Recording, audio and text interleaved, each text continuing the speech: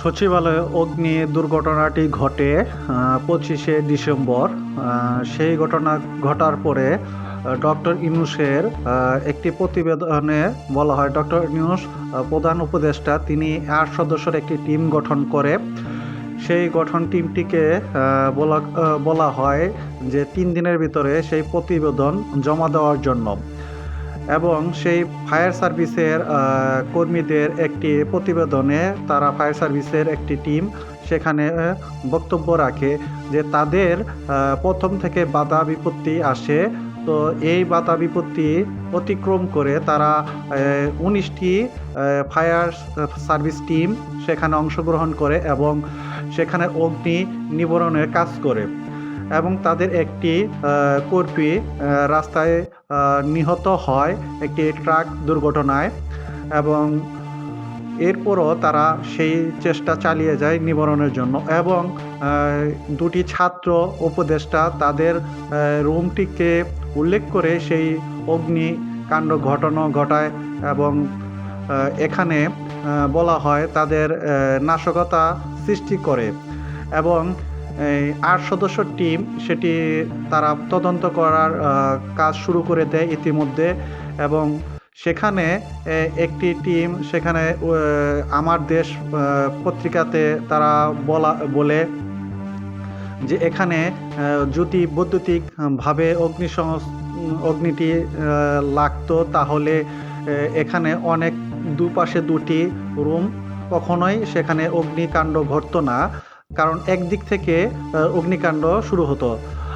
এখানে দুইটি ছাত্র উপদেষ্টা নাহিদ তাদের যে রুম তাদের অগ্নিকাণ্ডে জ্বলে যায় সব নথিপত্রগুলো, এটি টার্গেট করে হয়, এটি তাদের প্রতিবেদন।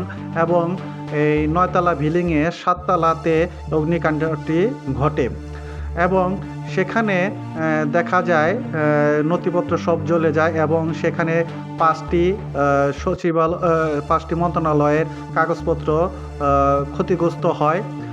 এখানে সড়ক মন্ত্রণালয় এবং বিভিন্ন রকম মন্ত্রণালয়ে সেখানটি দুর্ঘটনাটি ঘটে। এবং অনেকেই উল্লেখ করেছে রাজনৈতিক যারা এটি ইস্যু হতে পারে। এবং কিছু সাধারণ মানুষ এবং কিছু আইনজীবী লোক তারা এখানে বক্তব্য দেয় যে এখানে যে ডিফেন্স ছিল বা গোয়েন্দা সংস্থাটি ছিল তারা এখানে খুবই ব্যর্থতা তাদের, সেটিও এখানে খুব প্রকাশ করে। তো এত নিরাপত্তা থাকা অবস্থাতে সেখানে কিভাবে অগ্নিকাণ্ড ঘটে, নাশকতা সৃষ্টি হয়, সেটি তদন্ত কমিটিতে খুব দ্রুত এখানে যারা এই সিস্টেমে আছে তাদেরকে জিজ্ঞাসাবাদ করা হবে এবং তদন্ত করা হবে।